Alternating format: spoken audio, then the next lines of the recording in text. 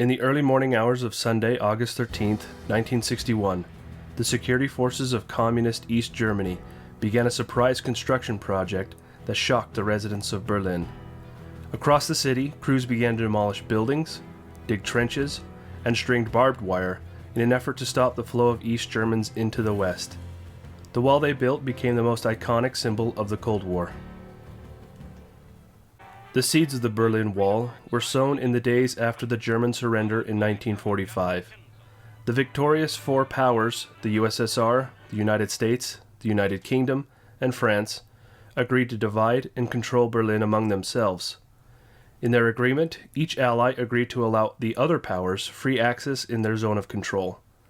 This meant that diplomats and government personnel could cross the borders as they wished.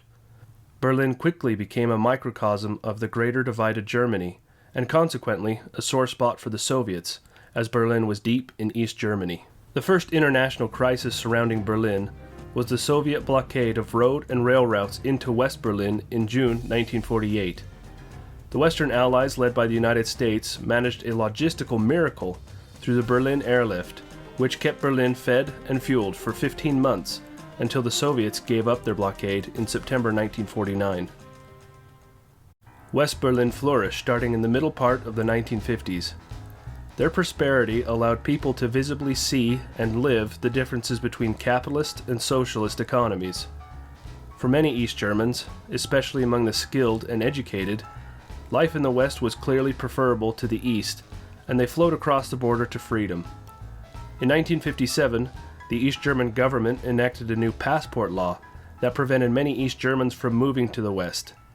Though this law did decrease the number of people leaving East Germany, it effectively made Berlin a funnel where people could cross the East-West German border largely unhindered if they could at least get to Berlin. A year later, in 1958, Nikita Khrushchev, premier of the Soviet Union, called for the Western powers to withdraw from Berlin to allow the city to reunify as a neutral zone. He also signaled his intention to sign a treaty with the East German government, which would turn control of East Berlin over to East Germany. This meant that if the Western Allies wished to access Berlin, they would need to work with the East German government. President Eisenhower, along with the British and French governments, knew that if they withdrew from West Berlin, its free citizens would quickly lose their freedom to communist oppression. The Western Allies flatly refused to withdraw from the city and asserted their rights to the city no matter who controlled it. Khrushchev wavered, and he too held on to power in Berlin. By 1961, East Germany could no longer put up with the losses of citizens to West Germany. Each month, more and more people crossed to the west via Berlin. The East German government demanded the USSR do something to stem the tide of humanity. Khrushchev renewed his call for the Western powers to withdraw from the city. At the Vienna summit in June 1961, he delivered an ultimatum to President John F. Kennedy, which set a withdrawal deadline of the year's end. Kennedy responded by activating American troops, increasing military budgets, and affirming American support for and defense of West Berlin. East Germany, meanwhile, had been stockpiling materials. This activity was known to the Western powers and even the average people, but the exact purpose for the stockpiles was unknown. On June 15, 1961, Walter Ulbricht, the leader of the German Communist government, gave a press conference for Western journalists in which he downplayed the existence of the stockpiles and said they were mostly for new apartment construction. In an answer to a question posed by Annemarie Doher about if a border would be constructed at the Brandenburg Gate, Ulbricht responded by saying, "I assume by your question you mean if we're planning on building a wall in Berlin. I am not aware of any such designs, and no one has the intention of building a wall." Niemand hat die Absicht, eine Mauer zu errichten. Just a few months later, beginning at midnight on Sunday, August 13, 1961, East German soldiers closed the borders between the East and West. By 1:30 a.m., workers had begun tearing up roads and demolishing houses in order to set up concrete barriers and fences. People from both sides of the border rushed to see what was going on. One West German reporter arrived on scene near the Brandenburg Gate and began to record the scene on a tape recorder. He said, quote, "The workers, digging trenches, are actually smiling. One of them looked at me as if to say, 'Hear this noise. I'm making this especially for you so you can get it on your tape recorder. Officially, the closing of the border along with the construction of the wall was declared to be an antifascistische Schutzwall, or anti-fascist wall, which was nothing more than an empty statement of communist sanctimony. As dawn broke, word that the borders were being closed had spread throughout the city. Many Berliners were confused and thought it was only temporary. After all, Ulbricht had told everyone that there were no plans to build a wall in Berlin.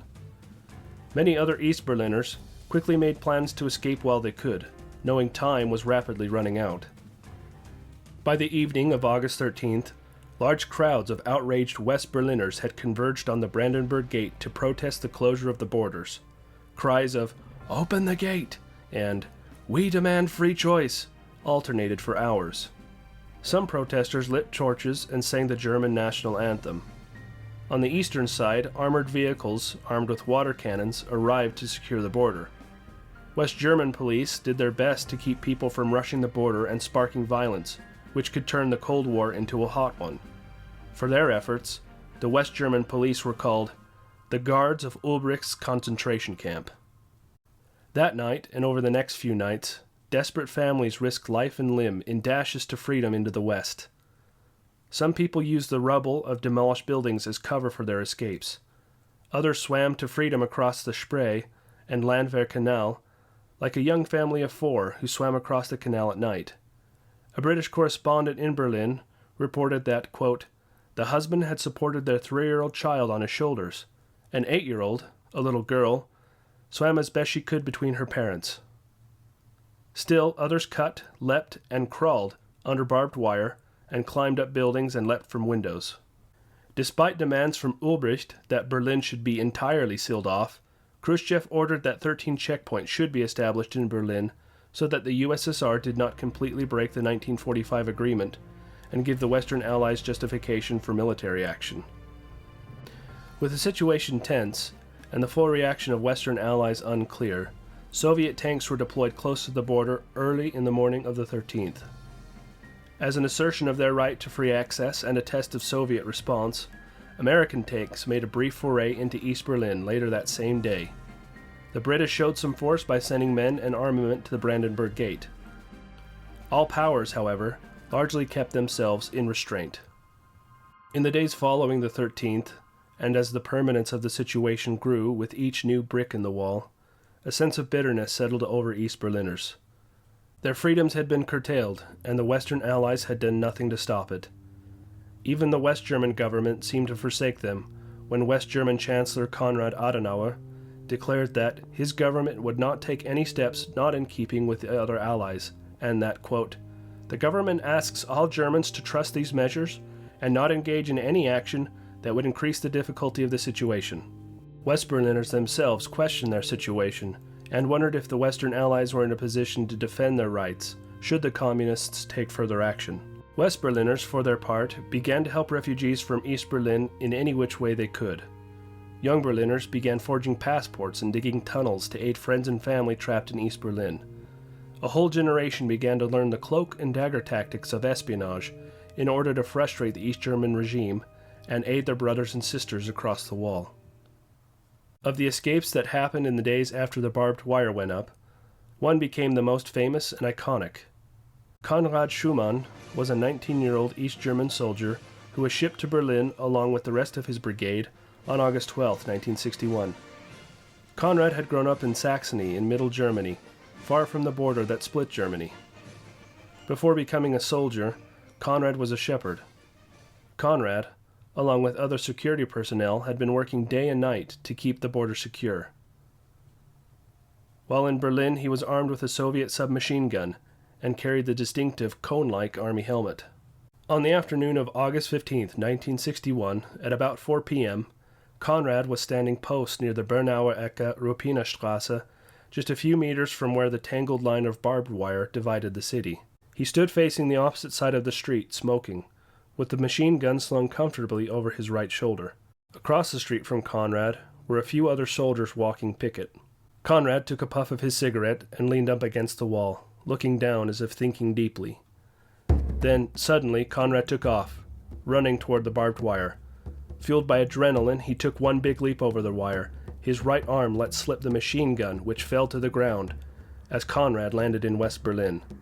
He kept his head down as he ran towards a bus, which immediately closed its doors after he entered. People on both sides of the fence were shocked. Two of Conrad's former comrades jogged back away from the wire and into the city to report the incident. The moment of Conrad's leap to freedom was captured forever by a 20-year-old photographer, Peter Leibing, who stood snapping from the west.